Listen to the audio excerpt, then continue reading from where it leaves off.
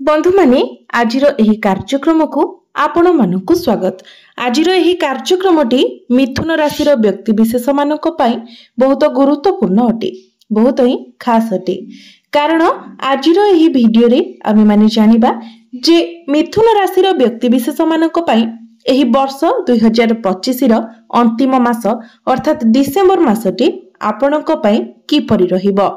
एही डिसेंबर मासरे आपणकर स्वास्थ्य, शिक्षा, प्रेम जीवन, वैवाहिक जीवन, भाग्य, क्यारियर एवं व्यापार वाणिज्यर स्थिति किपरि रहिबो। एही डिसेंबर मासरे आपणक जीवन रे कोन सब परिवर्तन हेबो, सेथिपाई आपण माने वीडियोटी को स्किप न करी शेष पर्यंत निश्चय देखंतु एवं वीडियोटी को लाइक करी चैनल टी को सब्सक्राइब करी दियंतु। कमेंट बॉक्स रे भक्ति एवं श्रद्धार सहित जय श्री जगन्नाथ, जय मां लक्ष्मी निश्चय लिखंतु। तो बंधु माने आसंतु आरंभ करिबा आजिर एही कार्यक्रम को, जहा आपणकर जन्म राशि तथा चंद्र राशि उपरे आधारित अटे। तेबे राशि चक्रर 12 गोटी राशि मध्यरु तृतीय राशि हेउछि मिथुन राशि एवं मिथुन राशिर राशिधिपति हेउछन्ति बुध। तो बंधु माने डिसेंबर मास आरंभ रे आपणक कुंडलीर पंचम भावरे बुध गोचर करूछन्ति। प्रथम भावरे बा लग्न रे गोचर करूछन्ति देवगुरु बृहस्पति। तृतीय भावरे गोचर करूछन्ति केतु। षष्ठ भावरे गोचर करूछन्ति सूर्य, मंगल एवं शुक्र। आपणकर नवम भावरे गोचर करूछन्ति राहु एवं दशम भावरे गोचर करूछन्ति शनि। तो सर्वप्रथमे आसंतु जानिबा आपणकर स्वास्थ्य किपरि रहिबो एही डिसेंबर 2025 रे। तो बंधु माने कुंडलीर प्रथम भावटी होइथाय आपणकर स्वास्थ्यर भाव, इम्यूनिटी सिस्टम रो भाव एवं आपणकर प्रथम भावर अधिपति हेउछन्ति बुध। बुध आपणक कुंडलीर पंचम भावरे गोचर करूछन्ति एवं आपणक प्रथम भावरे गोचर करूछन्ति देवगुरु बृहस्पति। किंतु 6 डिसेंबर को बुध आपणकर षष्ठ भाव को चली आसीबे। षष्ठ भावटी को कुंडली रे भलो बोली माना जाय न थाए। षष्ठ भावटी होइथाय रोगर भाव, शत्रुर भाव एवं ऋणर भाव। एहाकु त्रिक भाव बोली कहा जाय थाए।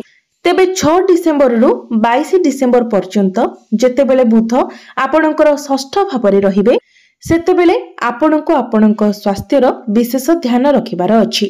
एही समय आपणकर गला संबंधित समस्या देखा दे पारे। इन्फेक्शन, एलर्जी एवं स्किन रिलेटेड प्रॉब्लम देखा दे पारे। आखिरे ज्वलन भली समस्या देखा दे पारे। आपणकर इम्यूनिटी सिस्टम डाउन रही पारे। कारण जेबेबी आपणकर प्रथम भावर अधिपति षष्ठ, अष्टम एवं द्वादश भावरे गोचर करिथांती, सेतेबेले आपणकर इम्यूनिटी सिस्टम टिके डाउन रही थाए। तेणु 6 डिसेंबर रु 22 डिसेंबर पर्यंत आपण टिके आपणक स्वास्थ्यर विशेष ध्यान रखंतु। एबे आसंतु जानिबा आपणकर शिक्षा क्षेत्र किपरि रहिबो एही डिसेंबर 2025 रे। विद्यार्थी मानक पई किपरि रहिबो एही डिसेंबर मासटी। तो बंधु माने कुंडलीर पंचम भावटी होइथाय शिक्षार भाव। आपणकर पंचम भावरे गोचर करूछन्ति बुध एवं आपणकर पंचम भावर अधिपति शुक्र आपणकर षष्ठ भावरे गोचर करूछन्ति। 20 डिसेंबर को शुक्र आपणकर सप्तम भाव को चली आसीबे। गुरुंकर दृष्टि आपणकर पंचम भाव उपरे रहुछि। गुरु हेउछन्ति ज्ञानर कारक ग्रह। गुरु हेउछन्ति आपणकर दशम एवं सप्तम भावर अधिपति। तो गुरुंकर दृष्टि जेहेतु आपणकर पंचम भाव उपरे रहुछि, तो आपणक मध्यरे ज्ञान बढ़िबो, मैच्योरिटी लेवल बढ़िबो। 6 डिसेंबर पर्यंत बुध मध्य आपणकर पंचम भावरे रहुछन्ति। तो एही समय आपणकर मेंटालिटी बहुत स्ट्रांग रहिबो। किंतु 6 डिसेंबर रु नै 19 डिसेंबर पर्यंत एही समय आपणकर माइंड टिके डाइवर्ट होई पारे। आपणकर माइंड टिके डिस्टर्ब रही पारे। जदि 6 डिसेंबर पूर्वरु आपणकर कोनोसी एग्जाम अछि किंबा 20 डिसेंबर परे आपणकर कोनोसी एग्जाम अछि, तो सेही समय आपणक पई बहुत भलो रहिबो। जदि आपण किछि एडमिशन करिबा पई चाहुछन्ती, फॉर्म फिलअप करिबा पई चाहुछन्ती, तो 6 डिसेंबर पूर्वरु किंबा 20 डिसेंबर परे आपण करंतु। जेतेबेले शुक्र आपणकर सप्तम भावरे गोचर करिवे एवं आपणकर प्रथम भाव को देखिबे, तो ताहा आपणकर शिक्षा क्षेत्र पई अधिक शुभ फल प्रदान करिवो। एबे आसंतु जानिबा आपणकर प्रेम जीवन किपरि रहिबो एही डिसेंबर 2025 रे। तेबे बंधु माने कुंडलीर पंचम भावटी आपणकर शिक्षार भाव हेबा सहित पंचम भावटी मध्य होइथाय आपणकर प्रेम जीवनर भाव एवं आपणकर संतानर भाव। तो मु पूर्वरु कहि सारिछि आपणकर पंचम भावर अधिपति हेउछंती शुक्र। शुक्र आपणक कुंडलीर षष्ठ भावरे गोचर करुछंती एवं 20 डिसेंबर को शुक्र आपणकर प्रथम भाव को आसी जिवे किंतु आपणकर पंचम भावरे आपणकर राशिर अधिपति बुध गोचर करुछंती। बुध एवं शुक्रंक मध्यरे 1-12 कनेक्शन बनुछि। तेबे 6 डिसेंबर को जेतेबेले बुध आपणकर षष्ठ भाव को चली आसीबे बुध एवं शुक्र एकत्र गोचर करिवे एवं 20 डिसेंबर पर्यंत एकाठी रहिबे। तो 6 डिसेंबर रु 20 डिसेंबर पर्यंत आपणकर प्रेम जीवन बहुत भल रहिबो कारण 20 डिसेंबर परे शुक्र आपणकर सप्तम भाव को चली जिवे।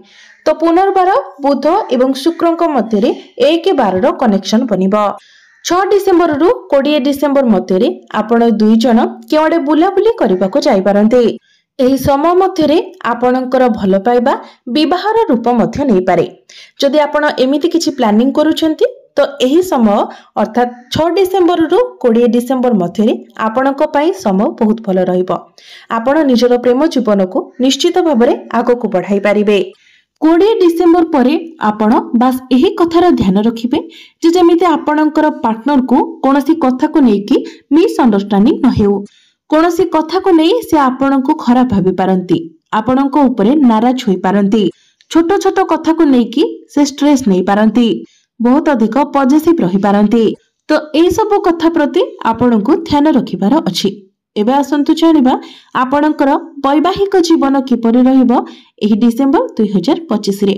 तो बंधु माने कुंडलीर सप्तम भावटी होइथाय आपणकर वैवाहिक जीवनर भाव, आपणक जीवन साथीर भाव। आपणकर सप्तम भावर अधिपति हेउछंती देवगुरु बृहस्पति। गुरु आपणक कुंडलीर प्रथम भावरे गोचर करुछंती। गुरुंकर दृष्टि आपणकर सप्तम भाव उपरे रहुछि। शनिकर दृष्टि मध्य आपणकर सप्तम भाव उपरे रहुछि। 7 डिसेंबर को मंगल आपणकर सप्तम भाव को चली आसीबे। तो एठारे आपणको मिश्रित फल प्राप्ति हेबो। प्रथमे तो गुरु आपणकर सप्तम भाव को देखुछंती। तो गुरु आपणकर वैवाहिक जीवन को बहुत भल बनाइबे कारण गुरु निजर स्वगृह को देखुछंती। तो से आपणक मध्यरे संपर्क को भल बनाइबारे सहायता करिवे। किंतु शनिकर दृष्टि जेहेतु सप्तम भाव उपरे रहुछि तो आपणकर लाइफ पार्टनर टिके जिद्दी स्वभावर होई पारंती। एहा व्यतीत मंगल जेतेबेले आपणकर सप्तम भाव को चली आसीबे तो 7 डिसेंबर ठारू आपणकर पार्टनर को मध्यरे टिके एग्रेशन देखिबाको पाइबे। आपणकर वैवाहिक जीवन भल रहिबो, ठीक ठाक रहिबो, किंतु आपणकर पार्टनर को मध्यरे ए सब टिके देखि पारंती। एबे आसंतु जानिबा सबुठारु महत्वपूर्ण विषय वस्तु आपणकर भाग्य, क्यारियर एवं व्यापार वाणिज्यर स्थिति किपरि रहिबो एही डिसेंबर 2025 रे। तो बंधु माने कुंडलीर नवम भावटी होइथाय आपणकर भाग्यर भाव एवं दशम भावटी होइथाय क्यारियर भाव। तेबे बंधु माने आपणकर नवम भाव अर्थात भाग्य भावरे राहु गोचर करुछंती। तेबे जेहेतु राहु हेउछंती पापे ग्रह, मुंड विहीन ग्रह, तो से निश्चित भावरे आपणकर भाग्यरे बाधा विघ्न उत्पन्न करिवे। जेबेठारु राहु आपणकर नवम भावरे गोचर करुछंती आपण निश्चित भावरे देखुथिबे जे प्रत्येक कार्य विशेष करी भाग्य संबंधित प्रत्येक कार्य आपणको बाधा विघ्नर सामना करबाको पड़ुथिबो। किंतु बंधु माने शनि जेहेतु आपणकर नवम भावर अधिपति एवं शनि आपणकर दशम भावरे गोचर करुछंती तो आपणक मध्यरे साहस मध्य निश्चित भावरे रहिथिबो। जेते बाधा विघ्न आसिले मध्य आपण साहसर सहित से सबको प्रतिहत करुथिबे। शनिंकर दृष्टि आपणकर चतुर्थ भाव सुख भाव उपरे रहुछि। तेणु बाधा विघ्न आसिले मध्य प्रत्येक कार्य आपणको सफलता मध्य प्राप्ति हेबो। एहा व्यतीत गुरुंकर दृष्टि मध्य आपणकर भाग्य भाव उपरे रहुछि।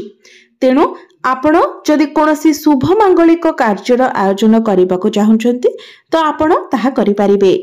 एबे आसंतु जानिबा आपणकर क्यारियर किभଳି रहिबो एही डिसेंबर 2025 रे।